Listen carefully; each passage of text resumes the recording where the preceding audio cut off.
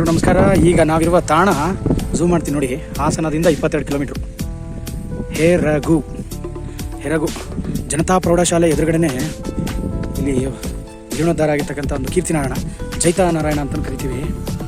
ಕರಡ್ಗಮ್ಮ ನೋಡಿ, ಇದು ಎಷ್ಟು ಸೊಗಸಾಗಿದೆ. ಹೊಸದಾಗಿ ಮಾಡಿದ್ದಾರೆ. ಇದು ಪ್ರಾಂಗಣ ಭಾಳ ಚೆನ್ನಾಗಿದೆ, ತುಂಬ ಚೆನ್ನಾಗಿದೆ ಪ್ರಾಂಗಣ. ಗ್ರಾನೈಟ್ ಕಲ್ಗಳಿಂದ ಇದೆ ನೋಡಿ. ಇದು ಜೈತನಾರಾಯಣ, ಕೀರ್ತಿನಾರಾಯಣ ಅಂತ ಕರಿತೀವಿ. ಈಗ ಗುರುಗಳು ಬರ್ತಾರೆ, ಅರ್ಚಕರು ತೋರಿಸ್ತಾರೆ ಗರ್ಭಗುಡಿಲಿರ್ತಕ್ಕಂಥ ನಾರಾಯಣನ ಅಂತ ಹೇಳ್ಬೋದು. ಊರಿನವರು ಈ ಒಂದು ದೇವಾಲಯವನ್ನು ಜೀರ್ಣೋದ್ಧಾರ ಮಾಡಿದ್ದಾರೆ. ಗೋಪುರ ಏಕಕೂಟ ದೇವಾಲಯ ಅಂತ ಹೇಳ್ಬೋದು. ಇದು ಹೊಯ್ಸಳಕರಣ ದೇವಾಲಯ ಆಗಿದೆ. ನೋಡಿ, ತುಂಬ ಚೆನ್ನಾಗಿದೆ. ಇದು 1217ರಲ್ಲಿ ಈ ಒಂದು ದೇವಾಲಯವನ್ನು ನಿರ್ಮಿಸಿದರು. ಇದು ನೋಡಿ, ಇದು ಹಿಂಭಾಗದಲ್ಲಿರ್ತಕ್ಕಂಥ ಒಂದು ಸ್ವಾಗತ ಮಂಟಪ, ಹಿಂಬದಿಯ ಸ್ವಾಗತ ಮಂಟಪ. ಇದು ಪ್ರಾಂಗಣಕ್ಕೆ ನೋಡಿ, ಮೆಟ್ಟಿಲುಕಾರದ ಗೋಪುರ, ಮೇಲೆ ಕಳಶ ಕಾಣಿಸ್ತಾ ಇದೆ.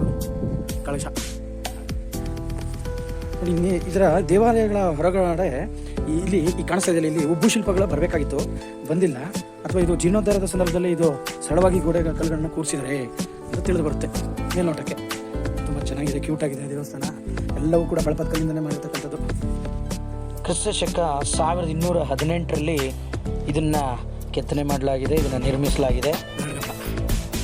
ಬಾಗಿಲನ್ನು ತೆರೆದು ಸೇವೆಯನ್ನು ಕೊಡೋ ನರಹರಿಯೇ, ಕೂಗಿದರೂ ಧ್ವನಿ ಕೇಳಲಿಲ್ಲವೇ ಅಂತ ಈಗ ಒಳಗಡೆ ಹೋಗ್ತಾ ಇದೀವಿ. ಕೀರ್ತಿನಾರಾಯಣ ಸ್ವಾಮಿ ನೋಡ್ಕೊಳ್ಳಿ. ತಲಕಾಡಲ್ಲಿ ಅಲ್ಲೊಂದಿದೆ. ದಕ್ಷಿಣ ಭಾರತದ ತಲಕಾಡಲ್ಲಿ ಬಿಟ್ರೆ ಹೌದು ಹೌದು, ನಿಜ ನಿಜ ನಿಜ. ನಾನು ಹೋಗಿದ್ದೀನಿ ತಲಕಾಡ್ಗೂ ನೋಡಿ.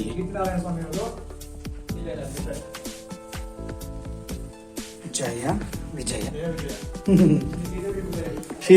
ಶ್ರೀದೇವಿ ಭೂದೇವಿ.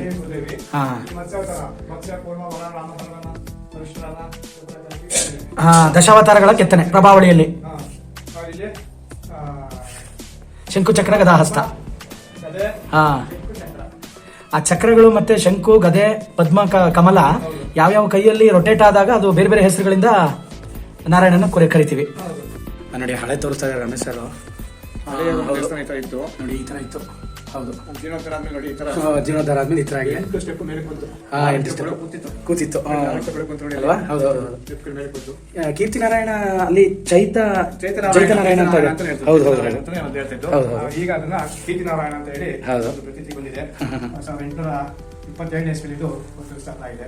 ಇದನ್ನ ಶಿಥಿಲಾಸ್ಥಿತಿಗೆ ಆಗೋಗಿತ್ತು. ನಮ್ಮೂರಿನ ಗ್ರಾಮಸ್ಥರು ಅಂತಂದ್ರೆ ನಮ್ಮೂರಿನ ಕನ್ಯಾನಗರದ ದೇಶಕಾಚಾರ ಅವರ ನೇತೃತ್ವದಲ್ಲಿ ಇದನ್ನು ಟ್ರಸ್ಟ್ ಧರ್ಮಸ್ಥಳದಲ್ಲಿ ವಹಿಸಿ ಅವರಿಂದ ನಮಗೆ ನೋಡಕ್ಕೆ ಅವಕಾಶ ಆಯಿತು. ನಾವು 4 ಲಕ್ಷ ರೂಪಾಯಿ ಕೊಟ್ಟು ಅವರು ಬಾಕಿ ಹಾಕೊಂಡು ಪಾಪ ಒಂದು ದೇವಸ್ಥಾನ ಅಂತ ಮಾಡಿದ್ರು. ನಮ್ಮ ಮನಸ್ಸಲ್ಲಿ ಏನು ಆಗುತ್ತೆ ಅದನ್ನು ಖಂಡಿತ ನಾರಾಯಣ ಕೊಡ್ತಾನೆ. ಇವತ್ತೆಲ್ಲ ನಾಳೆ ನಿಮ್ಮ ವಿಧಾನಕ್ಕೆ ಒಂದು ಫಲ ಸಿಗುತ್ತೆ. ಅಷ್ಟು ಒಳ್ಳೆಯ ಒಂದು ವಿಗ್ರಹ ಇದೆ.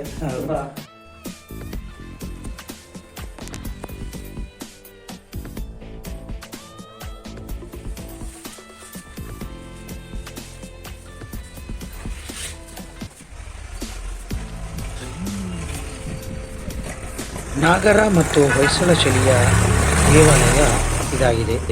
ಸರಿಸುಮಾರು 2002 ಮತ್ತು 2004ರಲ್ಲಿ ಈ ಒಂದು ದೇವಾಲಯದ ಜೀರ್ಣೋದ್ಧಾರವಾಗಿದೆ.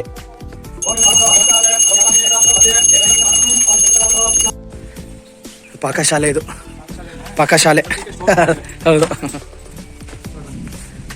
ಇಲ್ಲೆಲ್ಲ ತುಂಬ ಚೆನ್ನಾಗಿ ಸ್ಟೆಪ್ ಬೈ ಸ್ಟೆಪ್ಪು ಇತಿಹಾಸದು. ಕರೆಕ್ಟು. ದೇವಸ್ಥಾನ ಜೀರ್ಣೋದ್ಧಾರದ ವಿವಿಧ ಹಂತಗಳು ನೋಡಿ, ಚೆನ್ನಾಗಿ ಬಂದಿದೆ.